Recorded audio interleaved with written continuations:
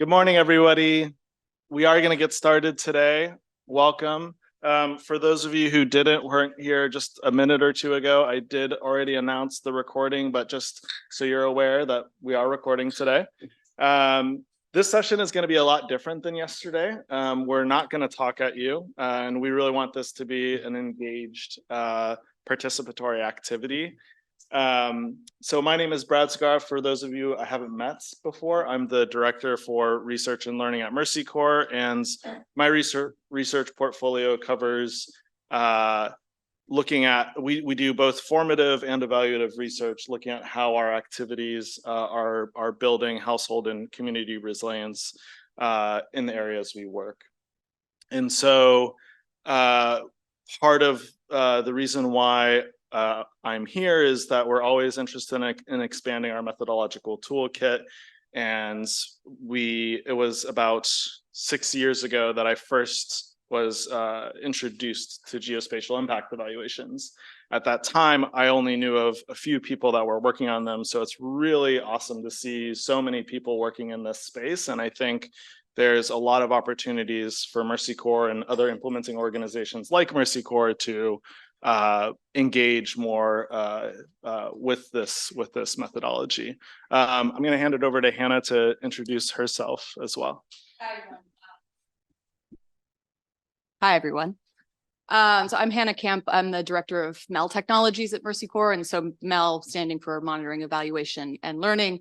And I'm also engaged on the GeoField project with Brad because even though our different departments, research and learning and monitoring, evaluation, and learning, both have learning in the name, we have very different domains and responsibilities. And so monitoring and evaluation, we focus much more on just the routine day-to-day data collection for our, hundreds of programs in the different offices. And so where research and learning is focused very tightly on the production of high quality evidence from our programs, for MEL, we're more frequently just trying to collect the data that we can get for proving, our impact, or proving our not necessarily even proving our impact, but just for reporting against the indicators that we're bound to report against. But our ambitions are really to be doing much better, to be collecting much better quality or data that can be used for a lot of the kinds of impact evaluations that this group wants to produce. And so my interest in this project, in the collaborations with all the organizations here, is in how do we learn how to do all this better? How do we better prepare for impact evaluations? How do we work across different organizations to understand how to do this better as well? So back to you. Thanks. And I wanted to start with some context and a bit of level setting for the session today. So yesterday, Ariel, I think, gave a good kind of background and on the evolution of geospatial impact evaluation and the kind of impetus that we face to learn fast in the context of climate change. And Mercy Corps and other implementing organizations like Mercy Corps, we also have an obligation to learn fast. And I think that we talked a lot. We shared a lot of research yesterday. Today, I think, or in this session in particular, we want to focus on what is the role that implementing organizations can play to better kind of facilitate and leverage geospatial impact evaluations. So yesterday, for example, Ariel mentioned one of the first hurdles, like one of the first questions that they ask is, do you have georeferenced data for your program activities that is comprehensive and up to date and kind of lays out exactly what you did, where, and when? And that is kind of like the first hurdle. And I will say, many times we don't clear that first hurdle, as I think a lot of you in this room know. That being said, I think increasingly we are able to do that. And I think we have the capacity to do that. Whether we do that consistently is another question. But I actually think that implementing organizations can be doing more than just providing that program monitoring data. So for example, this is not a comprehensive list, and I don't want to preempt too much of our discussion. So I'm intentionally leaving some thoughts out of this list, but not yet. So one of the things so for example, incorporating the geospatial impact evaluation into the proposal that goes to the donor. So it's something that we're already budgeting for, we're already planning for, and we're already kind of aligning our project activities in such a way that lend themselves to a robust research design. I think we also, implementing organizations can play a role in interpreting the results and starting to translate them into changes in how we design and implement our projects. I also think, one of the other, I think my colleague David, he's not here right now, but he mentions, he asked the question of, when Kunal was presenting the MRED, managing risk for economic development activity, the sugarcane plantation in Nepal, David asked a great question of, how are these results being shared with the communities we work in? And that is definitely a role that Mercy Corps should be playing, not only disseminating the results with the communities we work in, but also sharing with our government and other NGO partners and local stakeholders. So why are we here today? That's not like a deep existential question, but why are we here in this room today? One of the work streams within the GeoField initiative is to develop tools and resources and guides and tip sheets or whatever the kind of most helpful resource would be for implementing organizations to kind of better set themselves up and prepare for helping design, implement, and manage geospatial impact evaluations. I should mention here that, Mercy Corps is a part of the GeoField initiative. It's not our intention to design tools that are kind of exclusively useful for our own idiosyncratic needs and challenges, and that we're really interested in learning more about what are some common challenges and issues that implementing organizations face, and really kind of working with and engaging with our other implementing partner friends. So to that end, activities in this work stream include tracking some of the rapid use cases that were presented yesterday. Hanna has been conducting key informant interviews with representatives from implementing organizations and evaluators and researchers and image providers. You will most likely be aggressively pursued by one or both of us after this session to have some follow-up conversations. But we're also kind of leveraging consultations like this to kind of share our own experiences and insights. So we wanted this to be a pretty open, participatory conversation, and because we really want to hear what your all experiences have been. So to reiterate, this is today we're going to discuss and share our unique experiences, and we also wanted to take a moment and see how people in this room might want to be engaged in the future. And so it's not so that we're continually making sure that we're not getting trapped in our own little Mercy Corps bubble, and that we're engaging with other implementing partners that either you represent here in this room or that you work with in this room.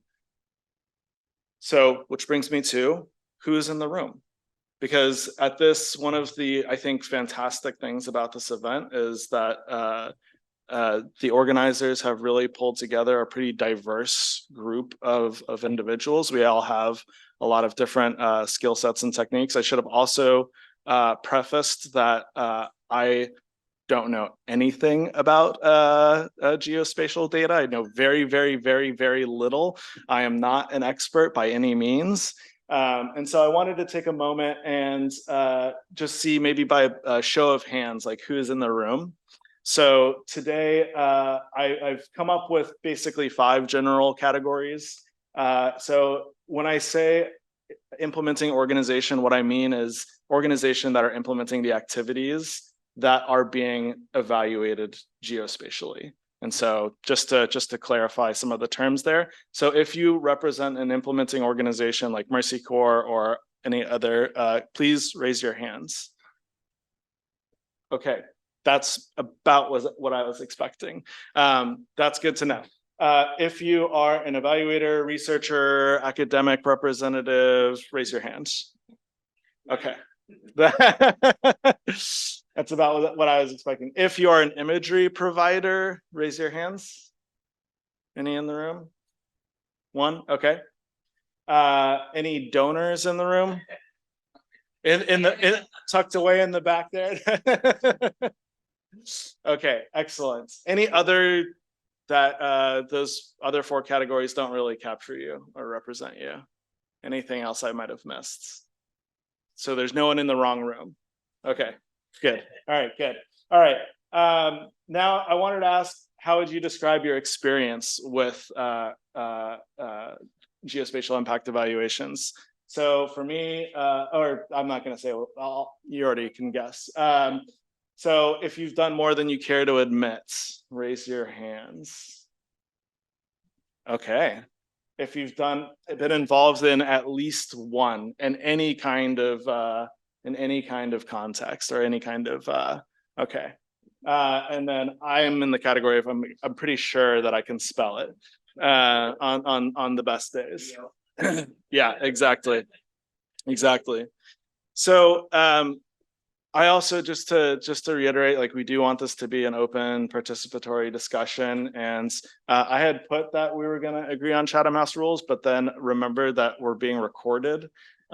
So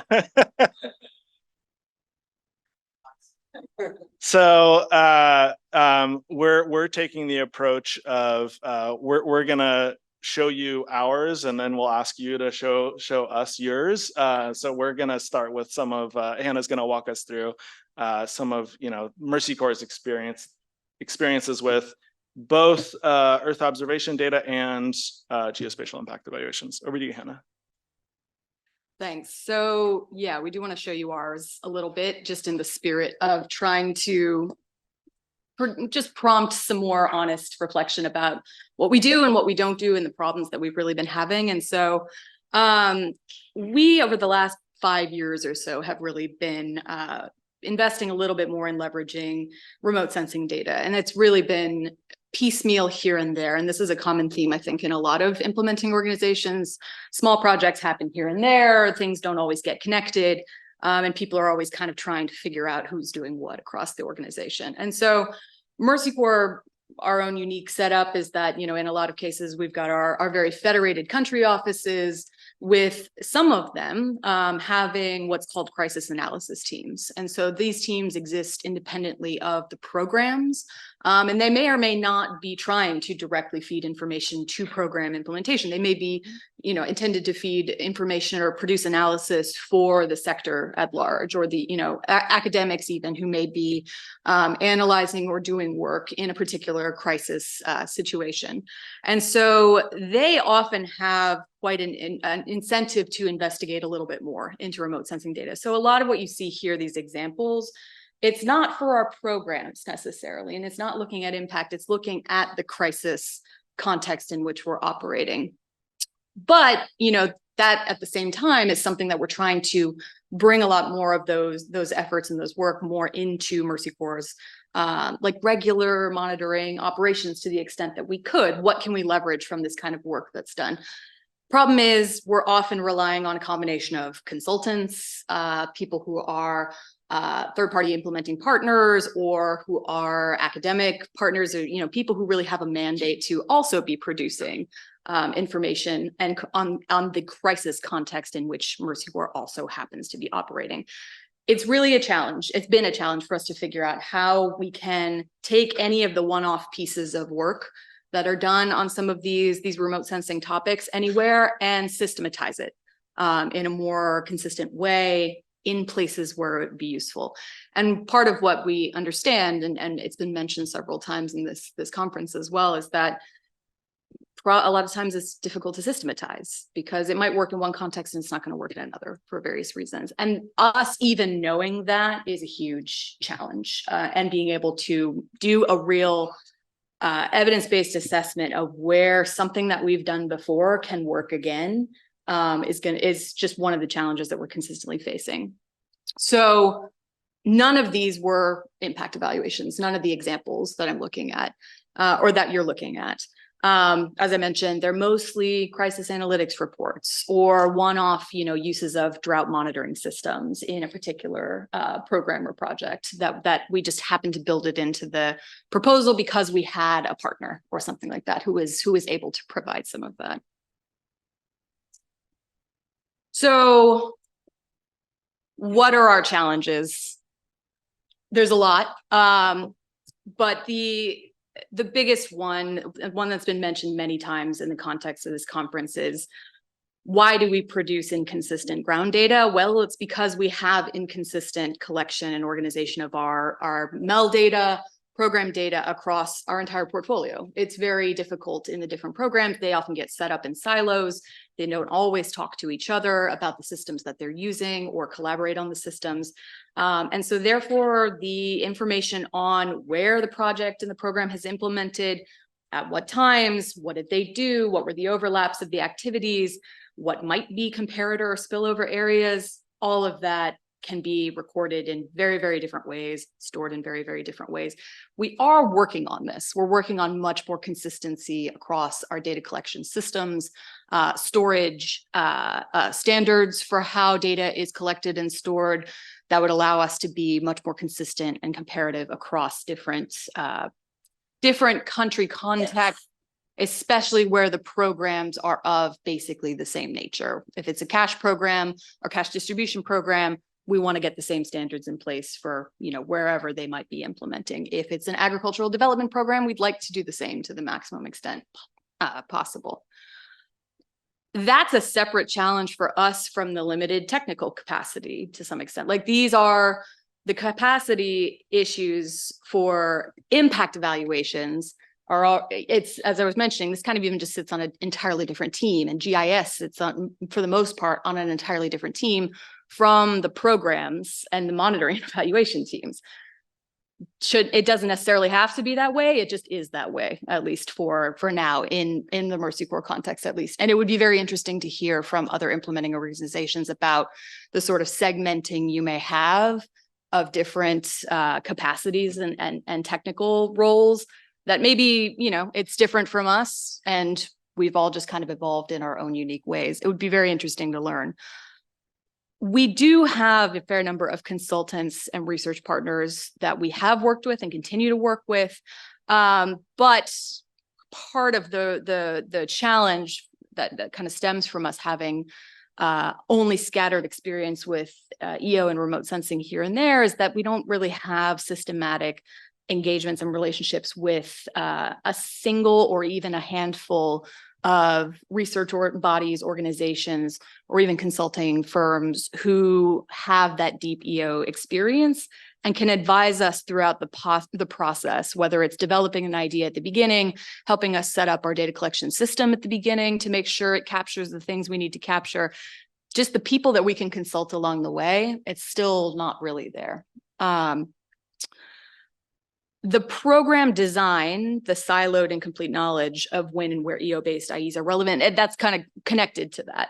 When we're in the proposal design process, for those of you who haven't been engaged in something like this in the international development space, it can drop and you have to be ready in 2 weeks or something like that. Like, usually in advance that it's coming, but it drops and then you got to get it done and fast. And the time, you don't have time. You don't have time, months, to just sit there, kind of go out and seek out a consulting partner or a research design firm or something like that who can help you think through, like, oh, okay, in this case, like maybe an IE would work.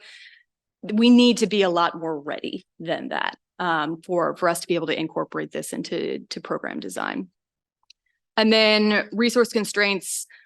MEL is one of the first things to get cut in proposal designs, not necessarily because the donor wants it or wants us to cut it, but because internally there can often be pressure to say, like, well, MEL is going to be the first thing to go. It's probably the same thing for research and learning. I'm just complaining about my department.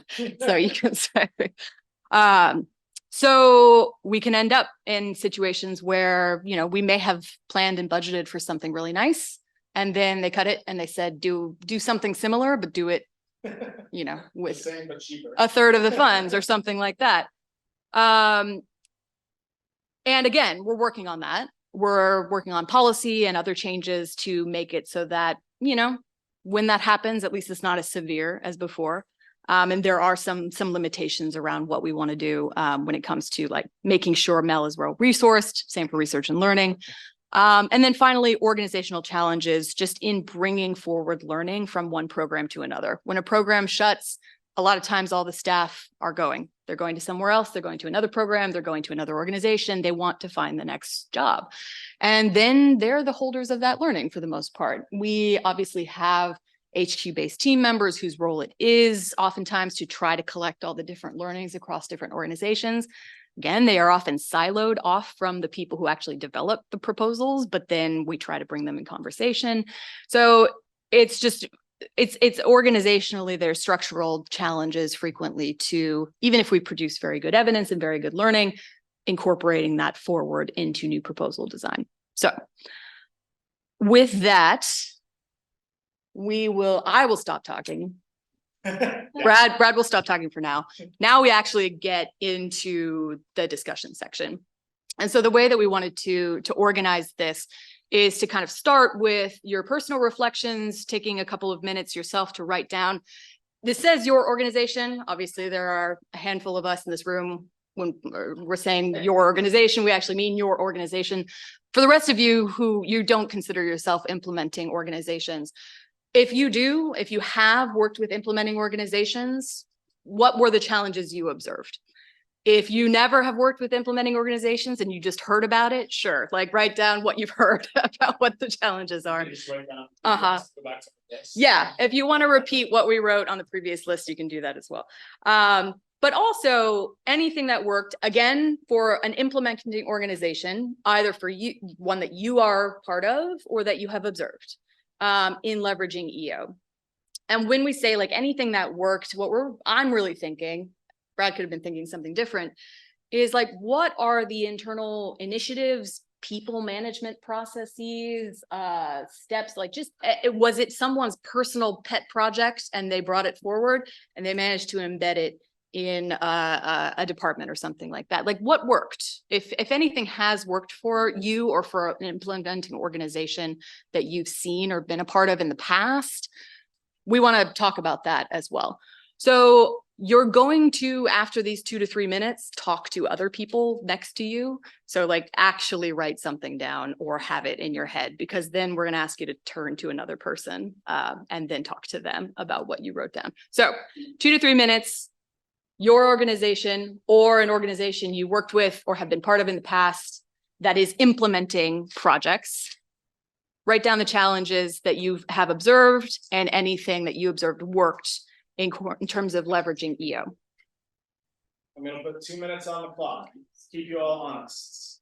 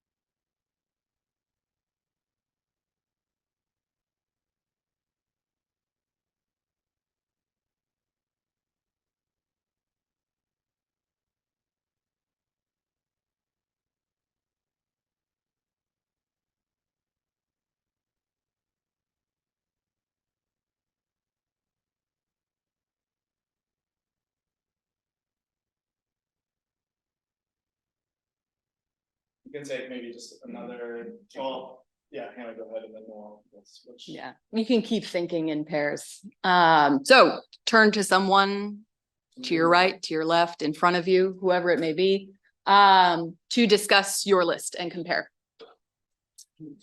Probably introduce yourself as well, if you have to.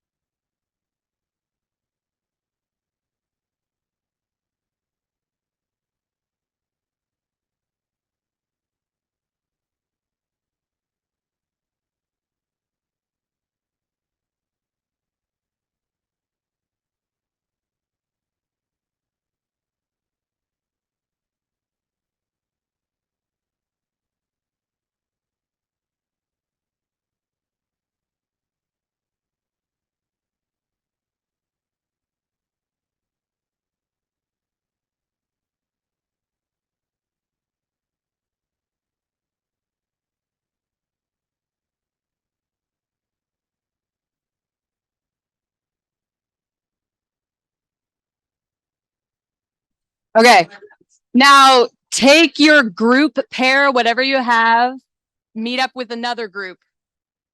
If you have to stand up, if some of you are going to talk, if you're going to come down to the table, now you guys go and compare and contrast. All right. Thank you, everyone. Hello. Don't worry, we're still gonna have time to talk. We're still talking. We're still gonna have time. So now we're gonna go from pairs to quads. So some of you are 3 already. Maybe find like one other person to join or 2 other people to join. So now you might have to actually stand up and move around. That's okay. Yep. We've been sitting a lot. So we're gonna have about 5 minutes for this.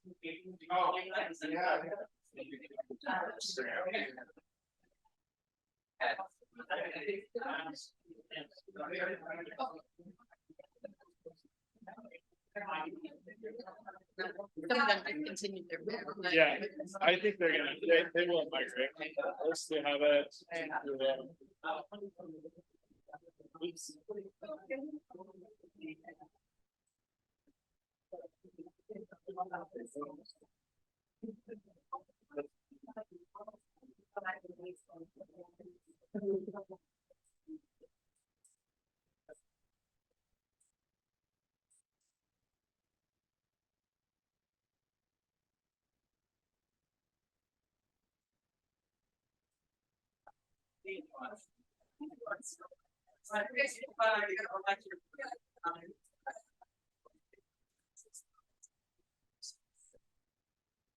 Yeah. It's kind of nice to have like these words. Yeah, it was smart to actually like not just. And then the fact is to have like some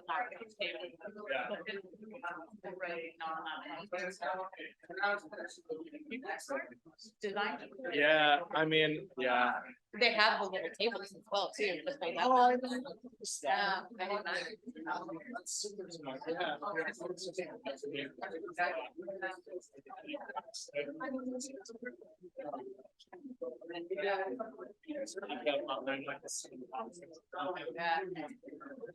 You can lean over the table and get this.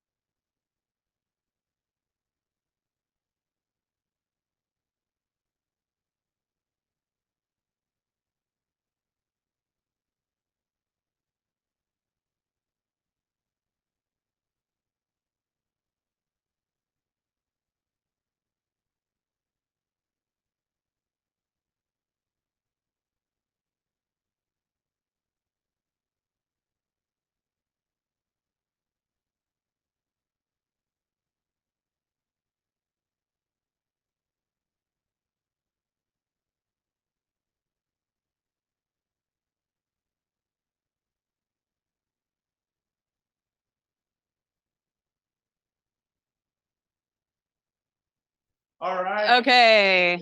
Thank you, everybody. All right, thank you, everybody. Now we're looking at this big group. Yep. Thank you for being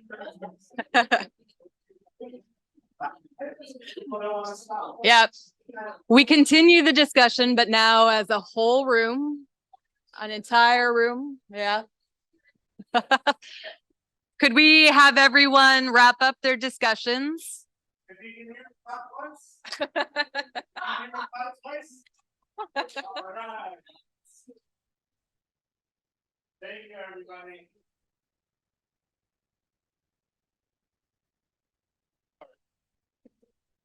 Forced participation. So now we're actually going to come back in plenary and share some of what came up with all of you. I think both things that you discovered that were common experiences, but then I think it's also worth discussing things that maybe were unique to your particular experience or organization. So go ahead. I'll hand it over to you. Yeah. So anyone volunteering to share something that came up in their group? Mercy Corps is a specific organization, and we are smaller than some, bigger than others. Our context may be very different from others. So yeah, please. Forget to turn on the mic and introduce yourself. This has not been a very amenable session for people online. So, well, thank you very much. I'm speaking partially because I dominated the discussion, and sorry to my colleagues. Maybe I was too much Want to continue? passionate about too. So anyway, but they are in consent that I think I should raise this important challenge that we all agree. My feeling is, and that our experience that we discussed was that I think we do not coordinate, at any level for be it MEL related data collection, or is it, impact, evaluation related data collection, the exhausting, baseline, those are being collected. And through large, 200 to 500 questions per questionnaire, and by multiple agencies, and same people. And one comes from resilience perspective, the same income is being asked, and another comes from the absolute, poverty perspective. The same income question comes to the people. And I think we are wasting resources, wasting our time. And I think this is the right time. And I'm very glad that GeoField, bringing all of us together, that we can coordinate, we can collaborate, that in specific regions that we are all working, be it is a project, be it a program, be it an organizational level, learning, research. I think same data, if you look at it, few, questions up, below or something, but we are all collecting data, but we are not sharing it. There is no platform even to share, and everybody is waiting to publish the data. Till it gets published, 5 years is over, project is over. And I think this is a challenge that we are facing. And I also, raise this, that it's a good opportunity for all of us. And UN organizations, everyone knows each other within the country level coordination for collecting data. Today UNDP is doing the same project. Tomorrow Mercy Corps is coming into the same area. Are we talking to each other? What kind of baseline a year ago was collected? Why we are going to the same people and collecting the same data, asking the same people? It's costing us a lot and costing people's time. If you like, I was just giving one example. Some 10 years back, I was in northern Pakistan, and we were collecting data through participatory rural appraisal. So went to a village, and the headman of the village actually welcomed us and asked in a loud, voice, his son, please prepare. And he, in the meanwhile, offered us tea. And then we were invited by his son inside the room. So we went in, and all the boards were full of charts written that this is the poverty scoring, this many people are poor in this village, and these are the, diaries, and these are the crop patterns in this village, and everything is written. He said that, please write it down. We don't have time, and go. I said, what is happening? He said that you are the fifth one coming for the same data. So I just wanted to raise this. Thank you. Anthony D'Agostino from Mathematica. So one of the recurring themes that I heard from the folks that we spoke to was a supply-demand mismatch in in-house capacity to do this work. So there's a case where sometimes out of an organization, it's just a handful of folks who have the expertise. And in other organizations, there's nobody who has the expertise, but there's the aspiration. And so it's really about identifying a person to champion both the collection of EO data, the analysis of it, but that needs to get built up because it seems as if for a lot of organizations, it's at a relatively, small stage. I want to continue if you allow me. Yeah. I have a few questions for, okay. So Farid, I like what you mentioned. Just I want to extend that further. This question comes and this suggestion comes pretty much in every meeting that we need to share data. I want to know if you have anything to share about how we can share data.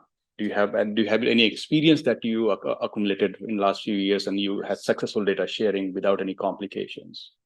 Well, I think, I don't know, many of you might be aware of the organization that I am coming from. It's a small organization called International Center for Integrated Mountain Development, based in Kathmandu, Nepal. We are a regional knowledge sharing organization.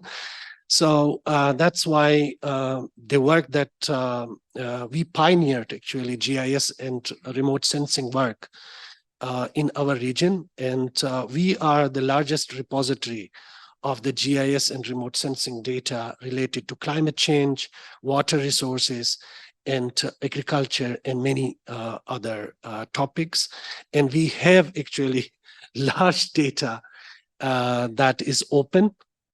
And we actually also our own data collection, tools, but also coordinate with other agencies to get the data and make it available online. And we have the database. It's called Regional Database System. So it gets you metadata that through which you can actually search and find out, and you can easily download. And if you face problems, so there is kind of query that you can reach out. And currently we are working with Surveyor, NASA USA funded program.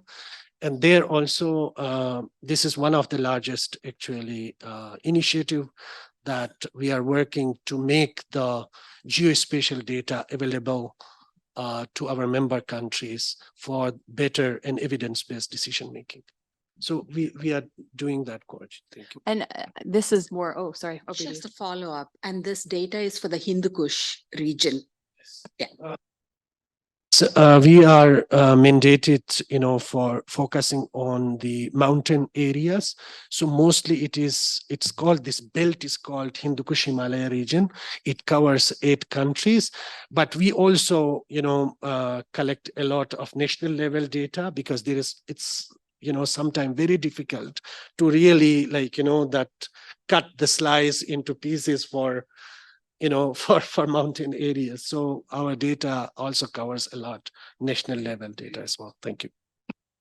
And So- it's, just to follow up on your point about what are the barriers, and it's not necessarily very IE or specific, but something that we get a lot in Mercy Corps now is cash consortiums. So this is multiple organizations like Mercy Corps, CARE, Save the Children, IRC, others, who are all in the same consortium to deliver cash distributions in the same area. And the point of bringing them together in a consortium is that they should share their data. They have to make sure they're not distributing to the same person over and over again. They need to coordinate that.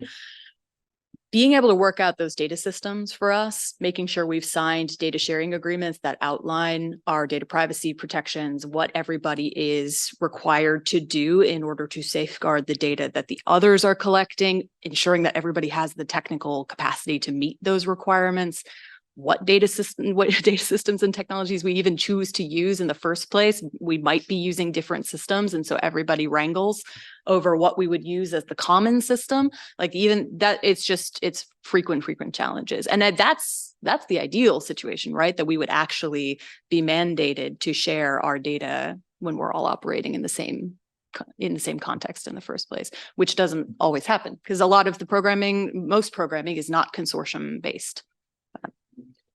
David, you wanted to?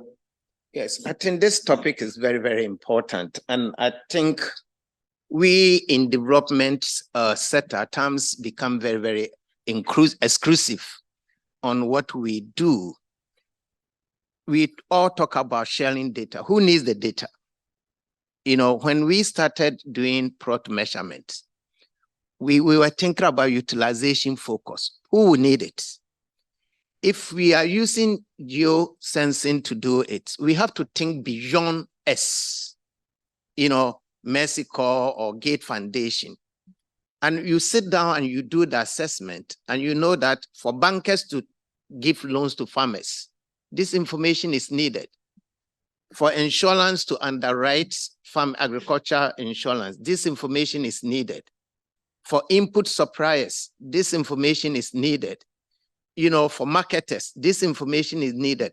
So we have to sit down and do that analysis and bring both the private and the public sector together so that they see the benefit of what we are doing.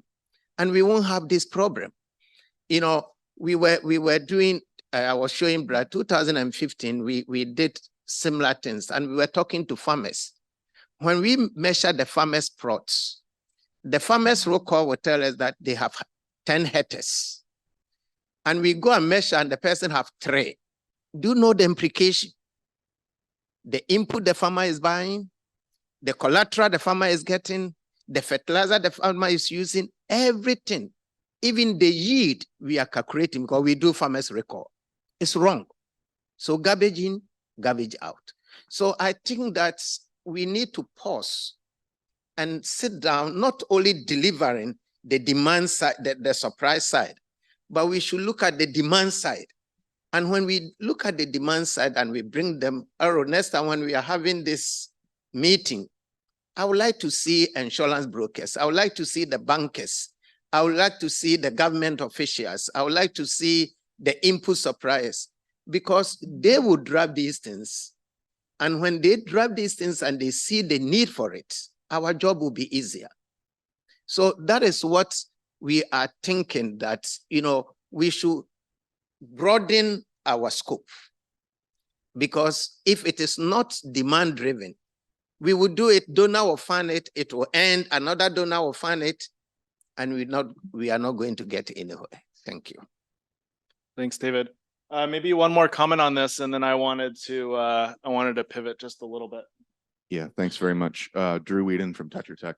So, you know, I think in terms of the organization, our own kind of struggles, challenges, it's very much aligns with Mercy Corps with the list you brought up. I think that's really relevant, but I want to bounce on a couple of these points, especially that most recent one that David just brought up. So we've been implementing an initiative for 3 years now called the Enabling Crop Analytics at Scale project. And we've been doing exactly that. So consulting with private sector, consulting with across the entire ag value chain, from input supply all the way through final output marketing into, you know, actual market exchanges and commodity exchanges.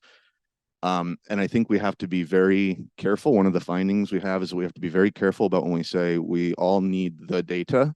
We have to define what that is, because the banker is looking for PII. He's looking for individual farmer credit history, you know, wants to build a credit history.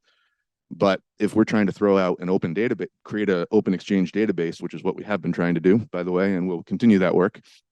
Obviously, you have massive data privacy issues with throwing a bunch of PII out into a public domain. And so, you know, it really, as much as we want to try to find a one size fits all solution here, you're not going to please everyone with the same exchange mechanism and process. And so we've been playing with different kind of permissioning structures within this data and analytics exchange that we're building in partnership with the Gates Foundation, NASA Harvest, others.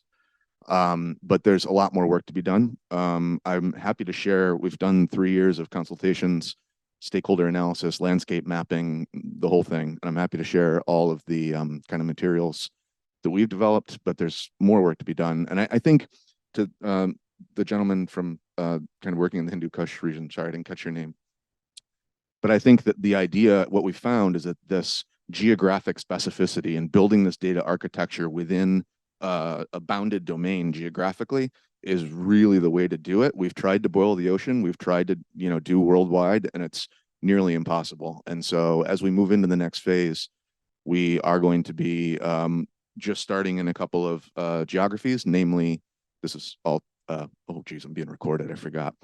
This is not yet signed and sealed and delivered, but we're very close to the final proposal. So my PO at Gates is going to kill me, but anyway, but we will be most likely focusing in this next phase of operations in Bihar in India and also in Ethiopia, building this data exchange just with these geographies and then slowly expanding through kind of pilots into, you know, can we get to the ocean boiling level? Is that going to work? So anyway, happy to follow up. I already spoke way too much. One last point. Sorry, I still have the mic. Separate but related. I think, you know, what we started talking. My own pitch on this is that we're not speaking the same language, right? So the data analytics people within our own organization, the data folks, the analytics people, you know, my colleagues, my technical colleagues in the ag side come to me and they're like, Drew, this is all great. These maps are pretty. This is beautiful. This is cool. I like satellites. This is fun. What does this mean for that farmer? I don't understand what all of this, like, how do I, as a program implementer, change my decision making on it, not just like a retrospective, oh, we have an IE from 2 years ago, that's great. No, like today, what do we do? What advice do we give that's different? How do we speak to our public counterpart slightly differently to align with their goals? What does this mean right now for us? Otherwise, to me, this is just a big shiny bauble that's pretty.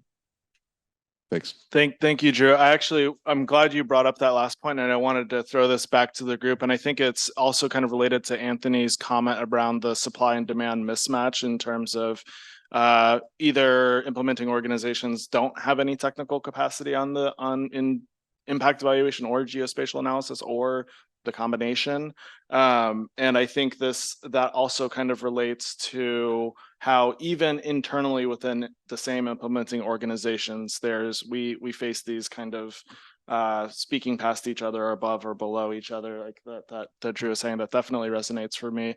So I'm wondering if there's other like implementing organizations in the room, or, you know, people that have worked with implementing organizations. Have you experienced, does that resonate with your experiences, or have you had an alternative experience where, you know, this organization got it right, or like this was like the magic, the secret recipe that seemed to work in this particular context? Because we've all done, I mean, not we've all, there's several of you who have actually been able to do geospatial impact evaluations. It's not impossible, right? So yeah, I think you had a hand up.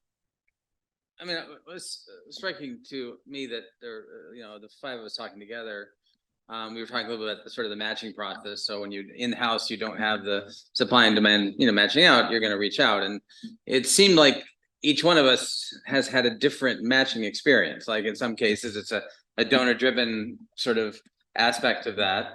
In other cases, you know, there's some either personal connection, or some of us are coming from universities which have a different sort of culture.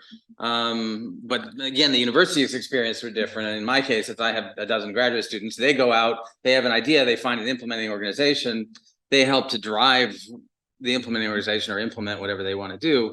But I think they're different models. And I guess one of the questions I would have is, as implementing organizations, which projects are best suited to which matchmaking process.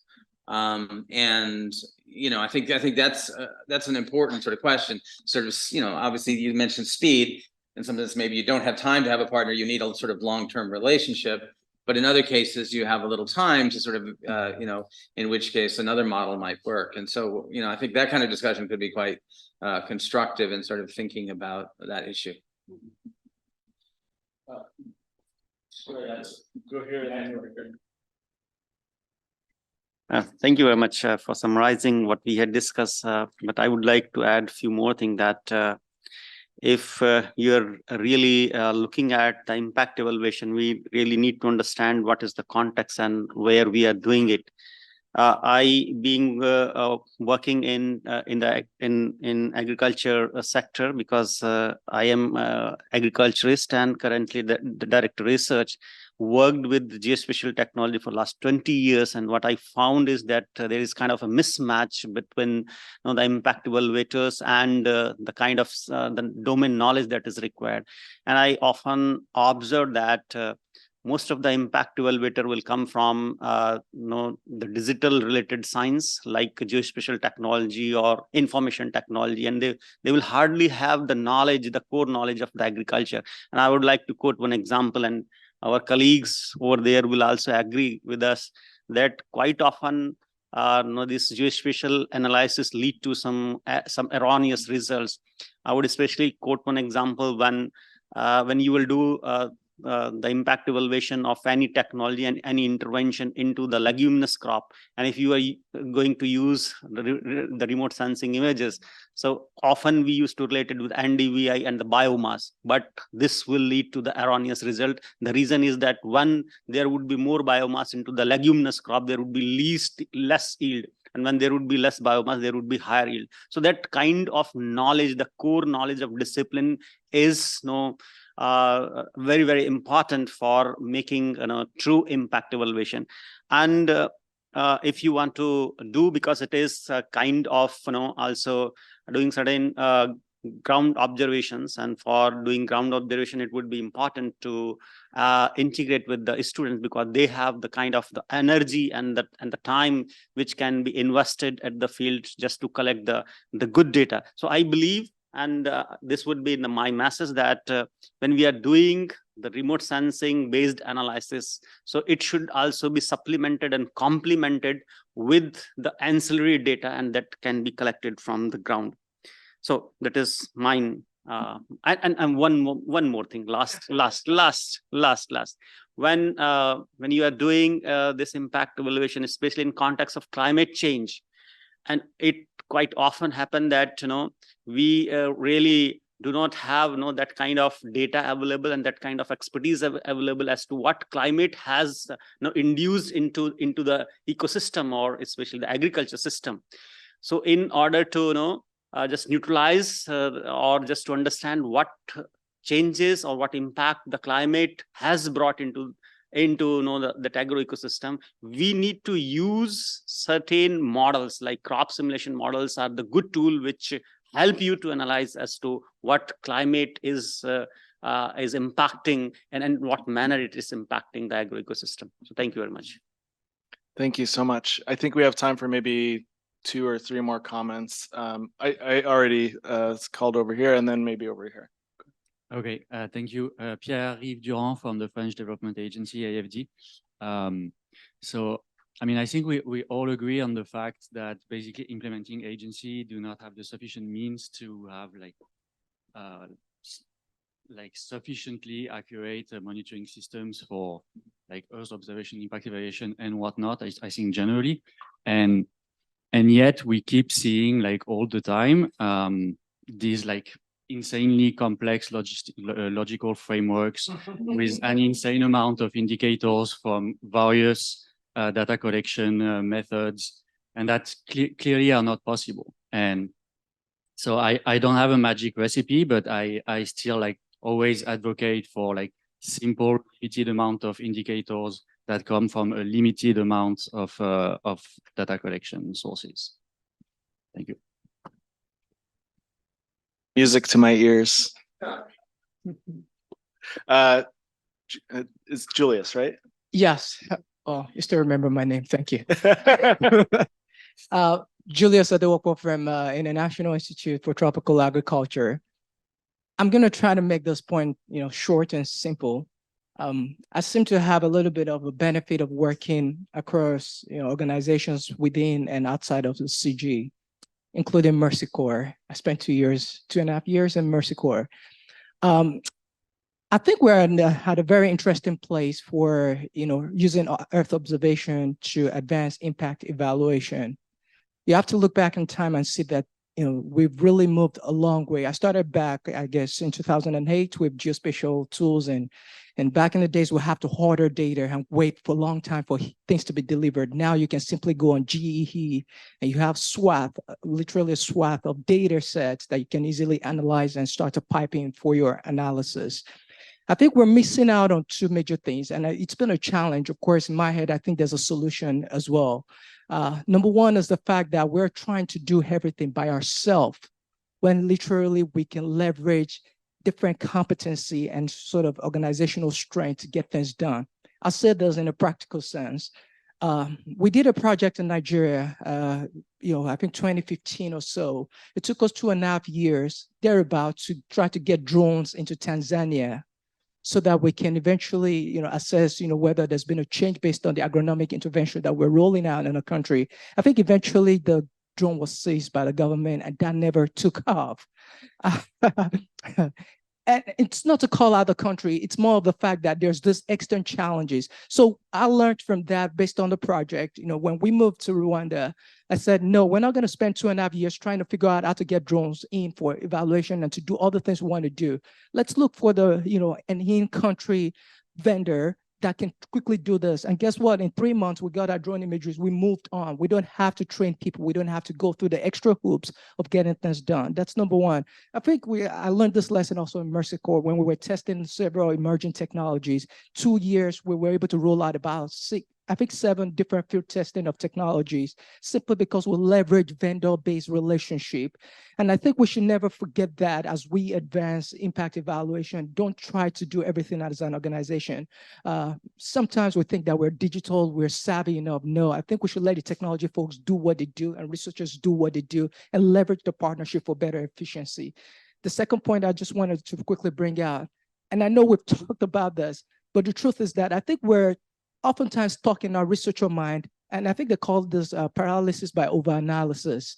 What's going to use the data? Where's the data coming from? What's it for? And we spend about 5 years having a meeting about how to have meeting and then design a workshop about the meeting.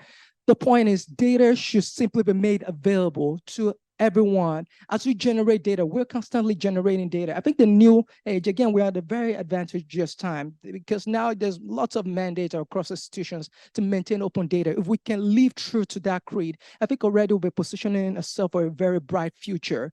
Because, at the end of the day, you just put the data out there, you don't know what. It's like when you release the data, you're releasing a kryptonite and you don't really know how much of a power it has to change and to be used by, other initiatives and institutions. That's what my story was doing my PhD. Nobody knew I was going to use the weather data that the government was pushing out, but that became a critical tool set to understand how management changes agroecological condition in a long-term setting. I can't belabor this point. I'll stop there. Again, it's a long point, but I'll stop there. Thank you. Thank you for sharing, Julius. Does anyone have any other, maybe one or maybe two more comments that hasn't been mentioned already? A very different one. I was trying to think that how many of these evaluations work in practice and the role of implementers, the role of evaluators, and what I was thinking is a funding agency wants an implementer to do an evaluation, to implement a program that is very specific with some particular community. And then I was thinking why the implementer is going to do an impact evaluation. Probably they would want to have an independent part to do the evaluation. But because in the first place, the implementing organization is probably not going to be designing or even collecting monitoring data for a comparison group.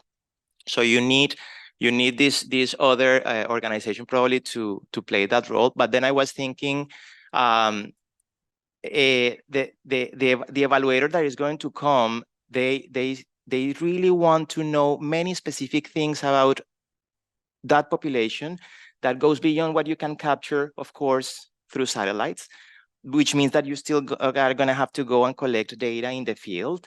And there is, of course, a lot of potential to refine some of the measurements in some particular interventions. So, for example, getting a complementary data for estimating your yields, or some adoption practices that you can actually observe.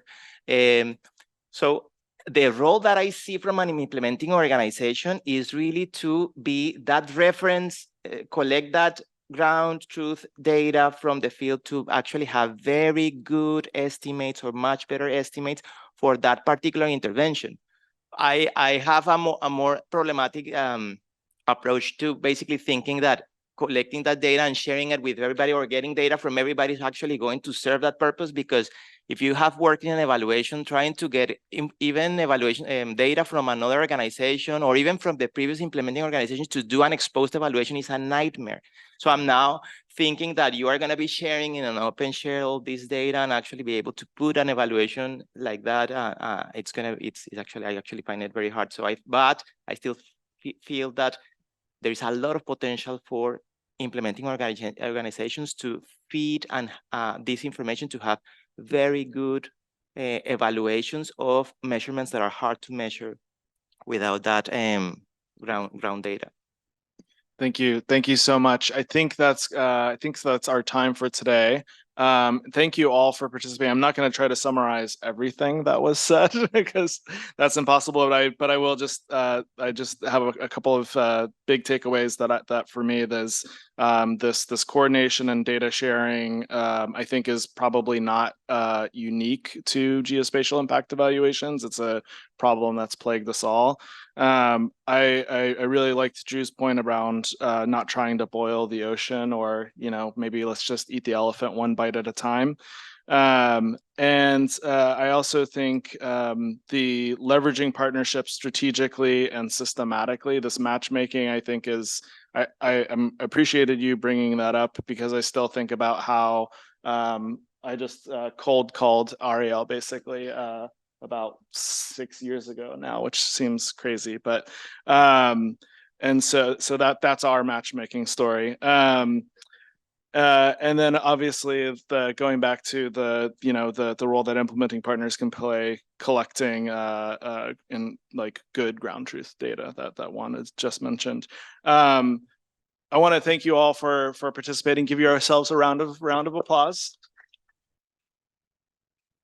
Hanna, did you want to say any closing words? Okay, and we are going to. I'm sure that we're definitely going to be following up with a few of you, and thank you all for sharing your experiences.